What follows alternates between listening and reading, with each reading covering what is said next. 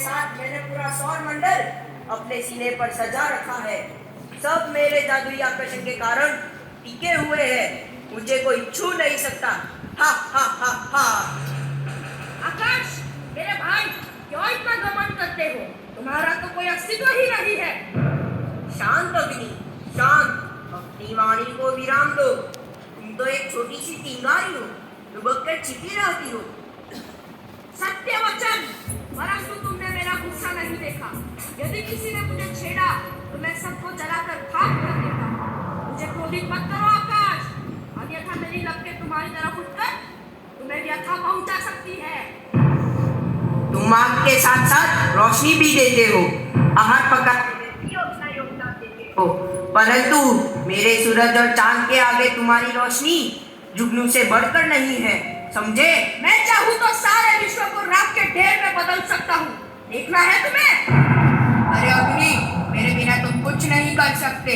मेरे बिना क्या तुम प्रकट हो सकते हो? मेरे बिना क्या एक कदम भी चल सकते हो?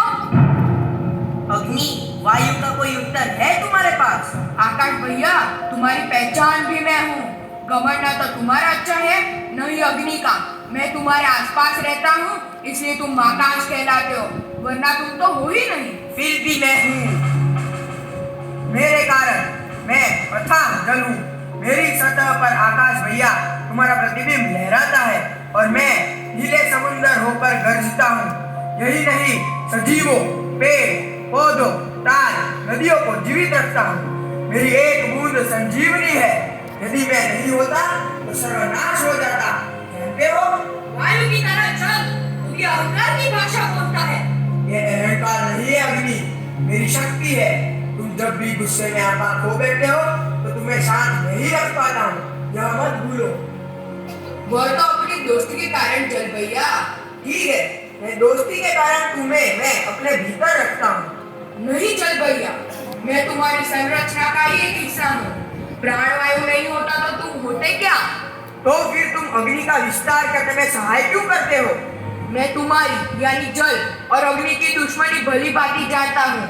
फिर भी आप दोनों का स्वतंत्र अस्तित्व है ना? आप सभी का कोई स्वतंत्र अस्तित्व नहीं है। अगर मैं न होती तो आकाश को आदर कौन देता? मैं पेड़ पौधे नहीं उगाती तो वायु की मजाल भी उगाने की। और जल, मैंने तो तुम्हें 3/4 हिस्सों में बांध कर रखा है। यही नहीं, अपने भीतर भी पहना दी है, समझे? और अग्नि, तुम तो गर्व करो ही मत। तुम्हारी जगह तो मेरे 2 छोटे पत्थरों की नोक पर है। जरा घर्षण हुआ नहीं कि चिंगारी बनकर निकल पड़ते हो। चिंगारी को अग्नि तो मैं बनाता हूँ। ये बुझाता मैं हूँ। इसकी लपटें मैं अपने में समेट लेता हूँ। यदि मैं ही ना होती तो क्या यह संभव था? मैं अनंत हूँ, मैं ही महान हूँ। नहीं, मुझमें सबको राख करने की शक्ति है। मेरी इस शक्ति को छीनने की ताकत मुझमें है। यदि मैं चुपचाप बैठ गया तो सोचो क्या हाल होगा।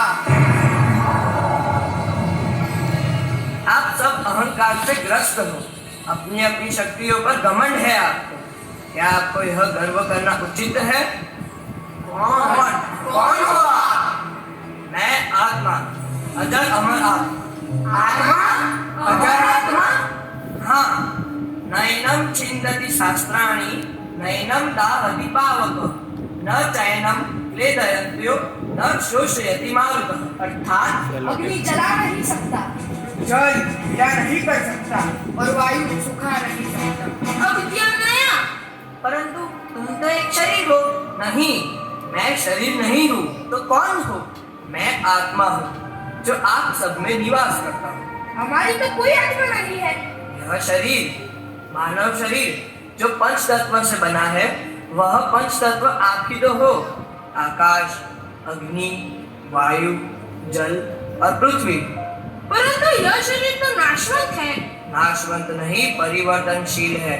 वह पंच महाभूत में विलीन होकर फिर एक नया शरीर धारण करता है। मैं शरीर के साथ आपको भी राख कर देता हूँ। अशांतिनोनि यथा विहार नवमी गृह्णाति नरोपराणि तथा शरीराणि विहाय चिन्ना न्यन्यानि संपाति नवानि देहि। अर्थात मनुष्य जिस प्रकार पुराने वस्त्रों को त्याग कर नए वस्त्र धारण करता है, इस प्रकार मैं भी जीर्ण शरीर को त्याग कर नए शरीर को धारण करता है। इसलिए आत्मा अमर है।